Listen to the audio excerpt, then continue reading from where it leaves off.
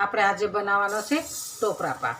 તો ટોપરા પાક બનાવવા માટે આપણે 1.5 કપ આપણે ખાંડ લઈશું, 2 કપ લઈશું આપણે દૂધ,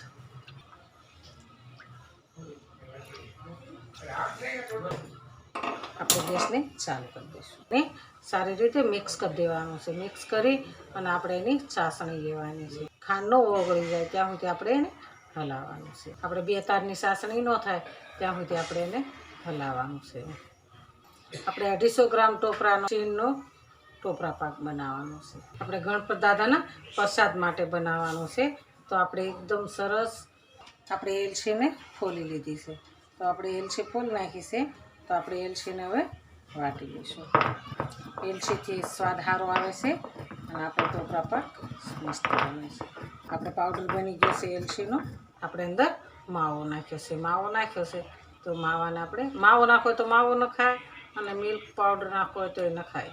આ માવાની કણીઓ આપણે ભાંગી લેવાની છે બધી। આ માવાની કણીઓ છે બધી। આપણે અડધી વાટકી માવો નાખ્યો છે। હવે એની અંદર આપણે એલચી પાવડર નાખી દઈશું। આપણે હવે ટોપરાનું શીણ લીધું છે તો 250 ગ્રામ ટોપરાનું શીણ લીધું છે તો આપણે અંદર એડ કરીશું। એડ કરીને આપણે એકદમ મિક્સ કરી દેવાનું છે। કલર એડ કરીશું તો દેખાવ સારો આવે અને ખાવામાં મજા આવે ને આપણો મસ્ત બને છે। તો ન થાય માવા જેવું ન થઈ જાય ત્યાં સુધી આપણે એને હલાવવાનું છે। આપણે એમાં અડધી ચમચી જેટલું ઘી નાખીશું।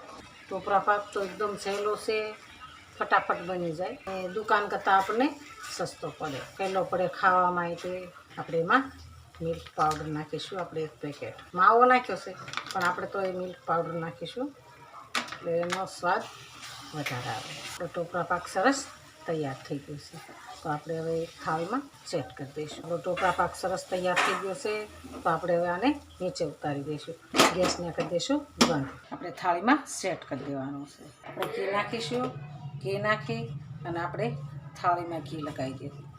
ઘી લગાવી અને આપણે અંદર સેટ કરી દેવાનું છે અને આપણે થાળીમાં સેટ કરી દઈશું। આપણે હવે આને ઠંડો થવા મૂકીશું। ઠંડો થઈ જાય પછી આપણે આના પીસ બનાવવાના છે તો આપણે આને ઠરવા મૂકી દઈશું। અડધો કલાક આપણે ઠરવા દેવાનું છે। અડધો કલાક થાય એટલે આપણે ઠરી જશે। ઠરી જાય એટલે આપણે એને પીસ પાડી દઈશું। આપણે ટોપરા પાક ઠંડો થઈ ગયો છે તો આપણે એના પીસ પાડી દઈશું। આપણો ટોપરા પાક સરસ તૈયાર છે। હાલો ખાવા। જો અમારો વિડીયો ગમે તો લાઈક, શેર અને સબસ્ક્રાઈબ કરી દેજો।